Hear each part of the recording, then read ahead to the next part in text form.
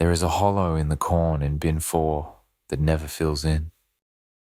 Grain does not work that way. You put 50,000 bushels of shell corn into a steel bin, and it finds its own level every time, the way water does.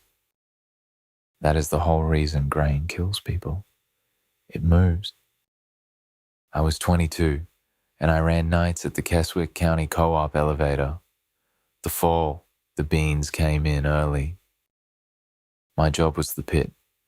Trucks backed over the grate. I opened the gate. The corn went down into the pit and up the leg and out into whichever bin the head was turned to. It was loud and it was dusty and it paid $2 an hour better than anything else in that county. I took the job because I wanted a truck of my own. Delmar Pyle trained me for 6 nights and then went back to days. He was 60-something, thin, with a hearing aid he never turned on. On my last night with him, he walked me to the office door and pointed at a moisture chart taped to the inside of it. Somebody had written 6 rules on the back of that chart in grease pencil, and 5 of them were what you would expect.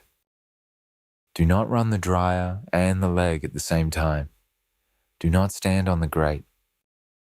Never walk on grain without a harness and a man on the rope. Sweep the tunnel before you leave. Log every load. The 6th one had been gone over twice. So hard the wax had built up in the letters. Nobody goes in 4 alone. I asked him what was wrong with 4. He said nothing was wrong with 4. He said that if I ever thought something was, I should get in my truck and go home, and that the corn would still be there in the morning.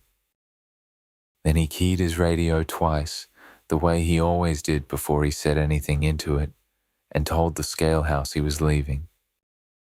I never once heard that man talk on a radio without clicking it twice first.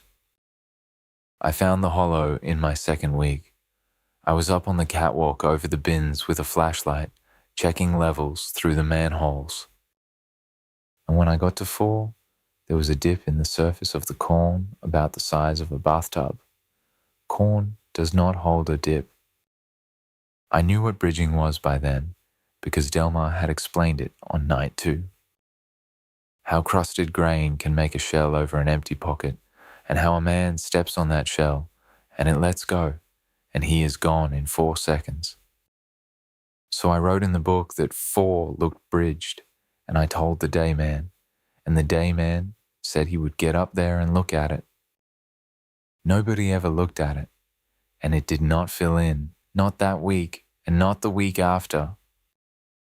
The first thing I could not explain happened in October. It was the 21st, a Tuesday, and I had shut the leg down at 10 after 2 because there were no more trucks coming. An elevator is loud all night, and then it is not, and the quiet that comes after has a texture to it. I was in the office writing loads in the book when I heard the corn move in 4. It is a sound you'd know if you have been around it, a soft, heavy pour, like sand going down a chute. Nothing was running, no leg, no auger, no gate open anywhere on that property. I sat there with the pen in my hand and told myself that grain settles, which is true. Grain settles. It settles the way a house pops in the cold, a little at a time, and then it is finished. This went on for 1 minute and 40 seconds. I know that because I looked at the clock when it started, and I looked at it again when it stopped. 2 nights later, I took the flashlight up the catwalk and looked in at 4, and the surface of the corn had marks on it. They were footprints, not shoe prints, bare, long, and pressed deep, the way you sink when you walk through loose snow. And they came up out of the middle of the bin and stopped at the wall directly under the manhole I was looking through. There is no ladder inside 4.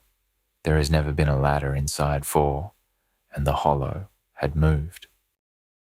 It was over by the north wall now, the same size and the same shape, still not filled.